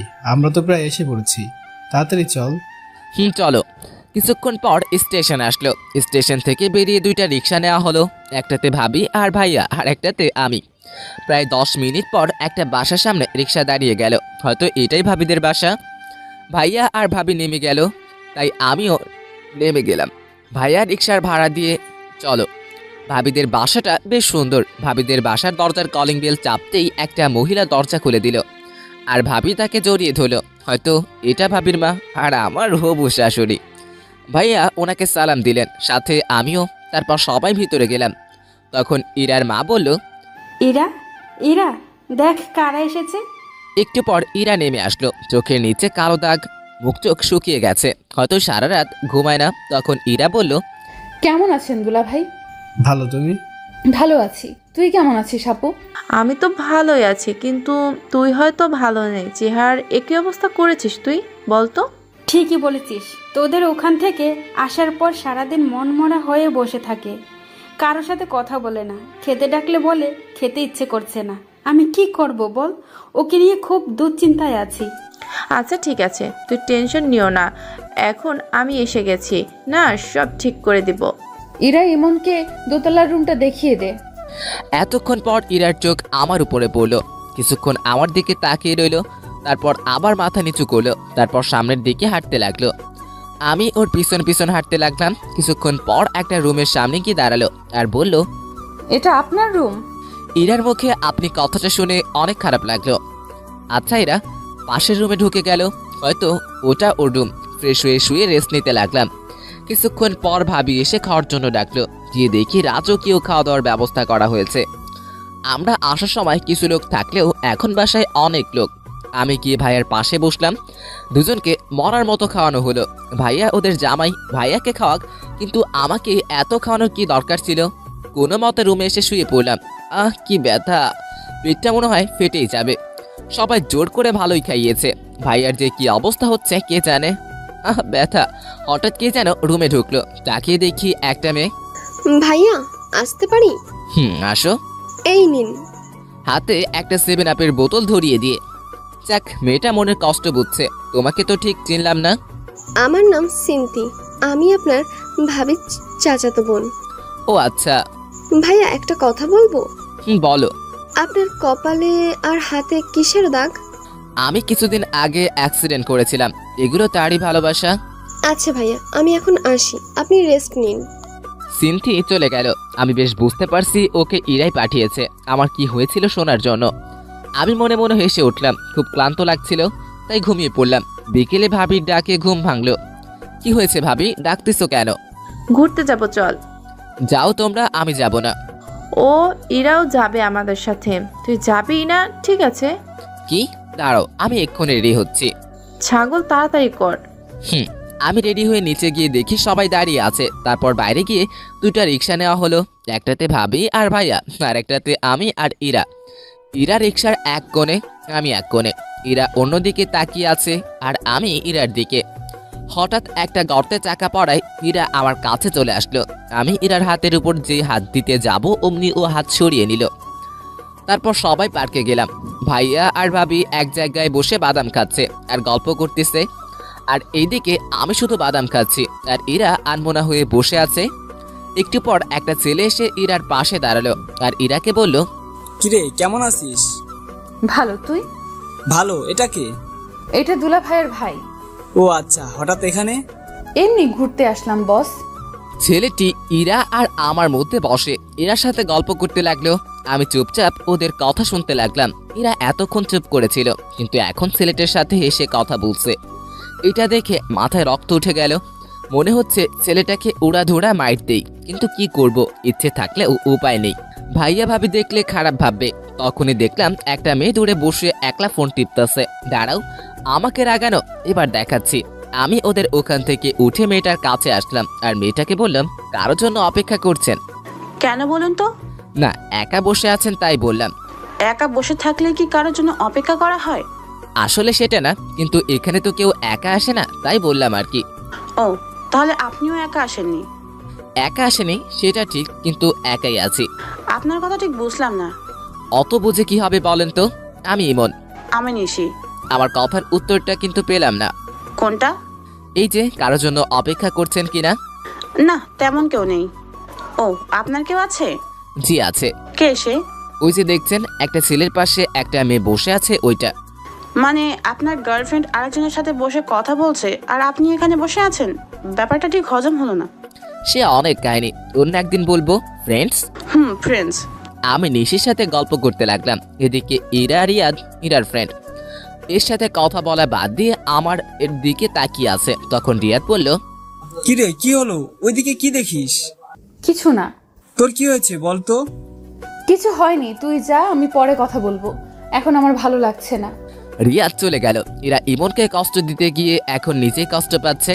ইমনকে ওই মেয়েটার সাথে হেসে হেসে কথা বলতে দেখে ইরার আর সহ্য হলো না। সে তার আপুর কাছে গেল। তখন তার আপু বলল, কিরে তুই এখানে, ইমন কই? আছে, চল বাসায় যাব। এখনই একটু পর যাই, তুই বস এখানে। বলছি না বাসায় যাব, তাড়াতাড়ি উঠ। দুলাভাই উঠেন তো। আচ্ছা, ইরা যখন বলেছে চলো চলে যাই, কিন্তু ইমন কই? আপনারা দাঁড়ান, আমি ডেকে আনছি। ইরা ইমনের কাছে আসলো। কথা বলা শেষ হলে চলুন, বাসায় যাব। আচ্ছা চলো। আমি নিশিকে পরে চলে আসলাম। আসার সময় অবশ্য ওর নাম্বারটা নিয়ে এসেছি।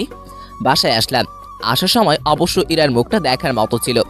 মাঝে মাঝে আমার দিকে রাগি লুকে তাকাচ্ছিল, মনে হচ্ছে চোখ দুটো দিয়ে খেয়ে ফেলবে।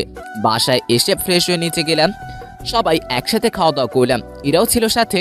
রাতে ঘুম আসছিল না, তাই ছাদে গিয়ে দাঁড়ালাম। পকেট থেকে একটা সিগারেট বের করলাম আর রাতের আবহাওয়াটা উপভোগ করতে লাগলাম। সিগারেট খাওয়ার আমার নেশা না, দিনে একটা দুইটা আর না খেলেই নাই। হঠাৎ একটু পর কারো পায়ের আওয়াজ পেলাম। সিগারেটটা লুকিয়ে ফেললাম। ইরা ছাদে উঠলো। সিগারেটটা দূরে ফেলে দিতে চাইলাম, কিন্তু দিলাম না। দেখিও কি করে। ইরা ছাদের এক কোণে চলে গেল। আমি ওখানে দাঁড়িয়ে সিগারেট খেতে লাগলাম। তখন ইরা বলল, এটা কি আপনার বাসা যে এখানে সিগারেট খাচ্ছেন? না কেন, এখানে সিগারেট খাওয়া বারণ নাকি? হ্যাঁ বারণ। আর এই ছাদে যার তার আশাও এলাও না, এক্ষুনি নেমে যান। তাহলে আমি যার তার মধ্যে পড়ি? হ্যাঁ, আমার তো সেটাই মনে হয়। ও ভালো তো, কথায় ভালো বিষ টালতে শিখে গেছো। যাই হোক, আমি নেমে যাচ্ছি। কথাটা বলে নিচে চলে আসলাম। ইরাদের বাসার পাশে একটা চায়ের দোকান আছে। ভাবিকে বলে ওখানে গেলাম। গিয়ে একটা সিগারেট কিনে খেতে লাগলাম। ইরা ছাদ থেকে আমার দিকে তাকিয়ে আছে। অন্ধকারে ওকে দেখতে না পেলেও চাঁদের আলোয় ওর ছায়াটা ঠিকই দেখা যাচ্ছে। সিগারেটের ধোঁয়ায় ইরার দেওয়া বিষগুলোকে মন থেকে বের করার চেষ্টা করতে লাগলাম। কিছুক্ষণ পর বাসায় ঢুকলাম। ভিতরে ঢুকে দেখি ইরা দাঁড়িয়ে আছে। ওর মুখোমুখি না হয়ে রুমে চলে গেলাম। গিয়ে শুয়ে পড়লাম। কোনোভাবেই হার মানতে চলবে না, পুরো চেষ্টা করতে হবে। কোনো মতেই আমি ইরাকে আমার জীবন থেকে আলাদা হতে দিব না। এসব ভাবতে ভাবতে ঘুমিয়ে পড়লাম। সকালে ঘুম থেকে উঠে ফ্রেশ হয়ে নিচে গেলাম। ভাইয়া নাস্তা করছে, পাশে সিনথিয়া আর ইরাও আছে। আমি গিয়ে সিনথির পাশে বসলাম। আমি আমার মতো খেতে লাগলাম। এরই মধ্যে সিনথি আমার কানের কাছে আসলো আর বলল, ভাইয়া আপনি আর আমি আজ ঘুরতে যাব। পাশ থেকে কথাটা হয়তো ইরা শুনতে পেল। ইরা সিনথির দিকে রাগি লুকে তাকালো। ওর চোখ দেখে সিনথির যায় যায় অবস্থা। তখন ইরা সিনথিকে বলল, এত কথা কিসের? খাওয়ার সময় যা, উপরে যা। তখন ইরাকে ভাবি বলল, আরে ওকে খেতে দে আগে। না, ওর খাওয়া লাগবে, তুই উপরে যা। সিনথি ভয় পেয়ে উপরে পালালো। ইরা আমার দিকে একবার তাকিয়ে উঠে গেল। ওর চোখ দিয়ে মনে হয় আগুন ঝরছে। সারাদিন ইরার সাথে কোনো কথাই হয়নি। বিকেলে বাজারে যাওয়ার জন্য বের হলাম। তখনই সিনথি আসলো আর বলল, ভাইয়া কই যান? একটু মার্কেটে যাব। ও আমিও যাব, চলুন, আমার কিছু কেনাকাটার আছে। আমি আর সিনথি বেরিয়ে পড়লাম। মার্কেটে গিয়ে সিনথি কেনাকাটা করতে লাগলো। তখনই একটা শপে একজোড়া পায়েল দেখে খুব পছন্দ হলো। আমি পায়েলগুলো ইরার জন্য কিনে নিলাম। ইরার পায়েল অনেক পছন্দ। আমরা মার্কেট থেকে বেরিয়ে আসব। তখনই দেখলাম ইরা মার্কেটের ভিতরে যাচ্ছে। ভাবলাম এখনই পায়েলগুলো ওকে পরিয়ে দেই, তাই ওকে ডাকতে লাগলাম। কিন্তু ও না শোনার ভান করে চলে যেতে লাগলো। আমি দৌড়ে গিয়ে ওর হাতটা ধরলাম। কি হলো, এতক্ষণ ধরে ডাকছি, শুনতে পাচ্ছ না? জানোয়ার, রাস্তাঘাটে মেয়েদের দেখলেই হাত ধরার ইচ্ছে হয়। কুত্তা, বাবা মা শিক্ষা দেয়নি? তোর মতো ছেলেদের জন্মের ঠিক নেই, সেই জন্য তোরা এমন করিস। আরেকদিন যদি দেখি তাহলে বুঝতে পারবি। কথাগুলো বলে ইরা চলে গেল। আমি ওখানে ঠাই দাঁড়িয়ে রইলাম। আশেপাশে সব মানুষ সবাই আমার দিকে তাকিয়ে রয়েছে। ধজান্তে চোখ দিয়ে পানি পড়তে লাগলো। ইরা এমনটা করতে পারলো, হয়তো ভুলটা আমারই। কিন্তু আমার বাবা মা নিয়ে না বললেই পারতো। আজ বুঝে গেলাম ওর মনে আমি আর নেই। হঠাৎ করে কাঁধো কারের হাতে স্পর্শ পেলাম। তাড়াতাড়ি করে নিজের চোখের জল মুছে ফেললাম। তাকিয়ে দেখি সিনথি। ভাইয়া, আপু তোমার সাথে এমন করলো কেন? আমি ভাবতেও পারিনি আপু এমন করবে। তুমি তো খারাপ কিছু করনি। আরে বাদ দাও তো, আমি কিছু মনে করিনি। সেটা তোমার চোখ দেখেই বুঝতে পারছি। আমি আপুর ব্যাপারে অনেক লজ্জিত। আমি আপুর হয়ে তোমার কাছে ক্ষমা চাইছি। আরে কি বলছো? তুমি কেন ক্ষমা চাইতেছো? তুমি তো কিছু করনি। সব দোষ আসলে আমার ভাগ্যের। বুঝলাম না।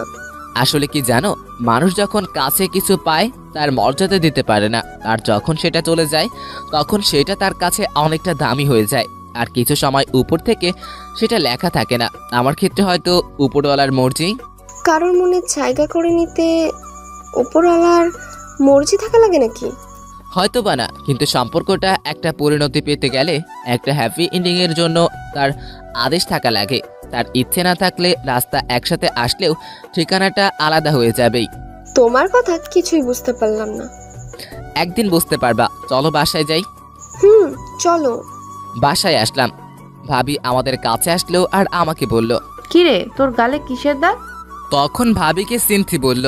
জানো আপু, ইরা আপু না। কথাটা বলার আগেই আমি সিনথিকে থামিয়ে দিলাম। কিছু না ভাবি, গালে একটা মশা বসেছিল, ওটাকে মারতে গিয়ে দাগ পড়ে গেছে। ভাবি আমার দিকে তাকালো। যা উপরে গিয়ে ফ্রেশ হয়ে নে। উপরে এসে শুয়ে পড়লাম। কি এমন ভুল করেছিলাম যে ইরা আমার সাথে এমনটা করলো? ভেবেছিলাম ওর অভিমানের জন্য হয়তো এমনটা করতেছে, কিন্তু এখন বুঝতে পারছি ইরা আর আমাকে ওর জীবনে চায় না। তাহলে ওর ইচ্ছেটাই থাক। নীরবে কেঁদেই চলেছে। কেন জানি না নিজেকে খুব একা লাগছে। মনে হচ্ছে জীবন থেকে কিছু একটা চিরদিনের মতো হারিয়ে গেল। শত চেষ্টায়ও তাকে আটকে রাখতে পারলাম না। চারিদিকটা কেমন যেন অন্ধকার হয়ে আসছে। চোখের পাতাগুলো জলে ভিজে গেছে। ভালোবাসা আমার সাথী না হলেও কষ্টগুলো আজ আমার সাথে ঠিকই আছে। ভালোবাসার সবচেয়ে বড় পাওনাটা হয়তো পেয়ে গেলাম। নিজেকে শেষ করে দেওয়ার ইচ্ছে করছে, কিন্তু সেটা করলে আম্মু আব্বু ভাইয়া ভাবিকে ধোঁকা দেওয়া হবে। তাই এই যন্ত্রণা নিয়েই সারা জীবন হয়তো কাটিয়ে দিতে হবে। সারা রাত কেঁদেই গেলাম। বাইরে খেয়ে এসেছি বলে ভাবি আর ডাকেনি। জ্যোৎস্না রাতে জানালার পাশে বসে আছে। চাঁদের আলোয় কেমন যেন একটা মায়া আছে। আজ বুঝলাম কেন জ্যোৎস্না রাতে চাঁদ সবার পছন্দ। রাতের একলা সময় পুরনো কথাগুলো মনে করিয়ে দেয়, তা ভালো হোক বা খারাপ। রাতের আকাশ কখনো কাউকে একা রাখে না, সাথে রেখে দেয় কিছু কষ্টদায়ক পুরনো স্মৃতি। সারা রাত ঘুমাতে পারলাম না। সকালে ফ্রেশ হয়ে নিচে গেলাম। চোখের নিচে কালো দাগ পড়ে গেছে। মাথাটা কেমন যেন ঝিমঝিম করছে। ভাবির সাথে কথা বলে বাইরে চলে আসলাম। বাইরে এসে চায়ের দোকানের দিকে যেতে লাগলাম। হঠাৎ কি যেন মনে হলো, পিছনে তাকিয়ে দেখি ইরা আসছে। আমি কিছু না বলে এক দোকান থেকে এক প্যাকেট সিগারেট কিনে একটা সিগারেট ধরিয়ে পার্কের দিকে গেলাম। একটু পর ইরা ওর কিছু বান্ধবীর সাথে পার্কে এলো। আমি ওকে দেখে মাথা নিচু করে রইলাম আর নীরবে সিগারেট খেতে লাগলাম। হঠাৎ করে চোখ দিয়ে জল পড়তে লাগলো। তাড়াতাড়ি জল মুছে বড় একটা নিঃশ্বাস নিলাম। তারপর আরেকটা সিগারেট ধরালাম। এদিকে ইরা ইমনকে সিগারেট কেনা দেখে ওর পিছনে আসে, সাথে কিছু ফ্রেন্ডকেও নিয়ে আসে যাতে ইমন বুঝতে না পারে। ইরা ইমনের দিকে এক দৃষ্টিতে তাকিয়ে আছে। কালকের ঘটনাটার জন্য ইরাও সারা রাত ঘুমাতে পারেনি। সারা রাত ইমনের জন্য কেঁদেছে। কালকে যে ওর সাথে এমন ব্যবহার করলাম, আজ আমার জন্যই ও কষ্ট পাচ্ছে। সব আমার জন্য। কোন মুখে ওর কাছে যাব? এসব কথা ভাবতে ভাবতেই ইরা কেঁদেই ফেলল। তখন ইরার ফ্রেন্ডস বলল, কিরে কাঁদছিস কেন? ইরা কেঁদেই চলেছে। আরে বলবি তো। ইরা আর ওই জায়গায় না থেকে বাসায় চলে আসে। বাসায় এসে দরজা বন্ধ করে কাঁদতে থাকে। তখন ইমন একটু পর সামনে তাকিয়ে দেখে ইরা নেই। সারাদিন পর বিকেলে বাসায় যায়। ভাবি অনেকবার ফোন দিয়েছে কিন্তু ফোন ধরেনি। বিকেলের দিকে বাসায় গিয়ে দেখি ভাবি বসে আছে। ভাবি আমাকে দেখে বলল, কই ছিলি? বাইরে। কি হয়েছে তোর বলতো? কাল বাজার থেকে আসার পর থেকে কেমন যেন হয়ে গেছিস। কিছু হয়নি। উপরে যা, তোর সাথে আমি একটু পর কথা বলছি। আমি রুমে এসে শুয়ে পড়লাম। মাথাটা খুব ব্যথা করছে। একটু পর ভাবি আসলো আর বলল, তুই সিগারেট খাস? আমি চুপ হয়ে গেলাম। আমি নিজে তোর শরীর থেকে সিগারেটের গন্ধ পেয়ে। কি হলো বলছিস না কেন? আমি চুপচাপ করে রইলাম। আর যেন কোনোদিন সিগারেট খাওয়া না দেখি। তারপর ভাবি আমার কাছে আসলো, আমার মাথায় হাত বুলিয়ে দিতে লাগলো আর বলল, এরা কি বলেছে তোকে? কিছুই বলেনি। তুই বলবি না জানি আমি। ভাবি সিনথিকে ডাক দিল। একটু পর সিনথি রুমে আসলো আর সিনথিকে বলল, কাল মার্কেটে কি হয়েছিল? কই কিছু হয়নি তো আপু। আরেকবার মিথ্যা কথা বললে থাপ্পড় মেলে গাল ফাটিয়ে দিব বজ্জাত মেয়ে। ভাবির ধমকে সিনথি কেঁদে দেয়। কান্না করা বন্ধ কর। ভাবির ধমকে সিনথি চুপ হয়ে যায়, কিন্তু চোখ দিয়ে জল পড়েই যাচ্ছে। এখন বল কাল কি হয়েছে? একটাও যদি মিথ্যা কথা বলছিস তাহলে আজ তোর একদিন কি আমার একদিন। সিনথি সব কথা ভাবিকে বলে দেয়। ভাবি রেগে আগুন হয়ে যায়। আমার হাত ধরে ইরার রুমে নিয়ে যেতে লাগলো। ভাবি আমার কথাটা শুনো, ইরার কোনো দোষ নেই, আমি ওর হাত ধরেছিলাম। তাতে কি হয়েছে? এর আগে মনে হয় তুই ওর হাত ধরিসনি, আর হাত ধরেছিস বলে তোকে মারবে, বাবা মা তুলে গালি দিবে। ভাবি আমার কথাটা তো শোনো একবার। একদম চুপ করে থাকবে। ভাবির এমন রূপ কোনো দিন দেখিনি। ভাবি রেগে একদম আগুন হয়ে আছে। ভাবি আমাকে ইরার রুমে নিয়ে গেল। ইরা জানালার পাশে দাঁড়িয়ে আছে। তখন ভাবি ইরাকে বলল, তুই কাল ইমনকে কেন মেরেছিস? ও কোন সাহসে আমায় হাত ধরেছিল? চুপ, তোকে নিজের বোন বলতে ঘৃণা করছে। তুই জানিস ইমন তোকে কতটা ভালোবাসে, তাও তুই ওকে অপমান করলি, ওর বাবা মা নিয়ে গালি দিলি। ওর বাবা মা এখন আমারও বাবা মা। তুই এতটা নীচ হয়ে গেছিস জানতাম না। ইরা নীরবে কান্না করে যাচ্ছে। আজ থেকে তোর সাথে আমার কোনো সম্পর্ক নেই, আমারই ভুল। আমি কেন ইমনকে এখানে আনতে গেলাম? কালকেই আমরা এখান থেকে চলে যাব, তারপর আর ও কোন দিন এই বাসায় আসবো না। ইরা কোনো কথাই বলছে না, শুধু কান্না করছে। তখন ভাবি ইমনকে বলল, ইমন ভাই আমার, মাফ করে দে আমায়। আমার বোন এমনটা করবে আমি ভাবতে পারিনি। আমি ওর হয়ে তোর কাছে মাপ চাইছি। কি করছো ভাবি? তুমি আমার বড়, তোমার মাফ চাওয়া মানায় না। ভাবি ওখান থেকে চলে গেল। আমি ইরার দিকে একবার তাকালাম। ইরা আমার দিকে তাকিয়ে আছে, চোখ দিয়ে জল পড়ছে, যেন কিছু বলতে চাইতেছে। ওর মুখটা খুব মায়াবী লাগছে, কিন্তু এই মায়ায় আর জড়িয়ে লাভ নেই। আমার রুমে চলে আসলাম। একটু পর ভাবি এসে আমার কাপড় গুছিয়ে দিতে লাগলো। ভাবি, ও তো তোমার নিজের বোন, তুমি কি ওর সাথে কথা না বলে থাকতে পারবা? এরকম বোনের দরকার নেই যে মানুষকে মানুষ মনে করে না। কিন্তু ভাবি। চুপ, একটাও কথা বলবি না। সব কাপড় গুছিয়ে দিয়েছি, কাল সকালে তাড়াতাড়ি বের হতে হবে। ঘুমিয়ে পড়। কথাটা বলেই ভাবি বেরিয়ে গেল। রাতে ঘুম আসছে না। জানালার কাছে গিয়ে দাঁড়িয়ে রইলাম। বাইরে হালকা বাতাস বইছে, পরিবেশটা মনোরম মনে হচ্ছে। হঠাৎ করেই ইরার জন্য কেনা পায়েল দুটোর কথা মনে পড়লো। ব্যাগ থেকে পায়েল দুটো বের করে নাড়াচাড়া করতে লাগলাম। ইরার জন্য বসে বসে একটা চিঠি লিখলাম। পায়েল আর চিঠিটা নিয়ে রুমে গেলাম। দরজা খোলা আছে। ভিতরে গিয়ে দেখি ইরা ঘুমিয়ে আছে। ওর পায়ের কাছে গিয়ে পায়েল দুটো পরিয়ে দিলাম। চিঠিটা পায়েলের সাথে আটকে দিলাম। কিছুক্ষণ পর খাটের পাশে বসে ওকে দেখতে লাগলাম। ওকে দেখে মন ভরছে না। অনেকক্ষণ বসে থাকার পর কপালে একটা মায়া এঁকে দিয়ে নিজের রুমে চলে আসলাম। সারা রাত ওর সাথে কাটানো কথাগুলো ভাবতে লাগলাম। কিভাবে যে রাত পেরিয়ে গেল বুঝতেই পারলাম না। সকালে এসে ভাবি ডাকলো। ঘুমের ভান করেছিলাম। ভাবি ডাক দেওয়ায় একটু পর উঠে ফ্রেশ হয়ে ব্যাগ নিয়ে নিচে গেলাম। যাওয়ার আগে ইরার রুমে গেলাম। ইরা এখনও ঘুমিয়ে আছে। ইরার পাশে গিয়ে বসলাম। মন ভরে ওকে দেখতে লাগলাম, তবে চুলগুলোর জন্য মুখটা ভালো করে দেখতে পারছিলাম না। চুলগুলো আলতো করে সরিয়ে দিলাম। তারপর ওর কপালে একটা ভালোবাসার পরশ এঁকে দিলাম। তখন ইরা নড়ে উঠল। পায়ের মধ্যে পায়েলের সাথে চিঠিটা দেখলাম। বুক বড় নিঃশ্বাস নিয়ে চলে আসলাম। নাস্তা করে বেরিয়ে পড়লাম। এদিকে ইরা ঘুম থেকে উঠে দেখে পায়ে পায়েল, আর পায়েলের ভিতরে একটা চিঠি। আর চিঠিটা খুব খুলে পড়তে লাগলো। ইরা, কি বলবো ভেবে পারছি না। আজ মনটা কেমন যেন করছে, খুব একা লাগছে। তোমার থেকে দূরে চলে যেতে হবে কোনোদিন ভাবিনি। সবটাই আমার ভুল। আমি হয়তো তোমার যোগ্য নাই, তাই হয়তো এমনটা হলো। সেদিন তোমার কথাগুলো কথা না, বেশ ছিল, যেগুলো আমার মনটাকে ক্ষত বিক্ষত করে দিয়েছে। তোমাকে ভালোবাসার আমার কাছে কোনো কারণ ছিল না, আর ভুলে যাওয়ারও কোনো কারণ নেই। তাই তোমাকে কোনো দিনও ভুলতে পারবো না। কিন্তু তুমি আমার থেকে ভালো কাউকে পেলে হয়তো আমাকে ভুলে যাবে। আর আমাকে দেখে যেন পুরো কথা যাতে না মনে পড়ে, তাই আর তোমার সামনে কোনো দিন আর আমার ভালোবাসা নিয়ে আসবো না। সেটা নিয়ে চিন্তা করো না। পায়েলগুলো দেওয়ার জন্যই সেদিন তোমার হাতটা ধরেছিলাম, আর সেদিন বুঝতে পেরেছিলাম তোমার হাত ধরার ক্ষমতা আমার কোনো দিন হবে না। পায়েলগুলো তোমার জন্য কিনেছিলাম, তাই রেখে দিলে খুব খুশি হব। ভেবে নিও তোমার কাছে এইটা আমার শেষ চাওয়া। ভালো থেকো। আর আমার জন্য তোমার আর ভাবির সম্পর্কটা খারাপ হলো, তার জন্য আমি অনেক দুঃখিত। আশা করি আমার থেকে ভালো কাউকে নিজের জীবনে পাবে, যে আমার মতো জানোয়ার হবে না। ইতি ইমন। ইরা চিঠিটা নিয়ে বুকে জড়িয়ে ধরে কাঁদতে লাগলো।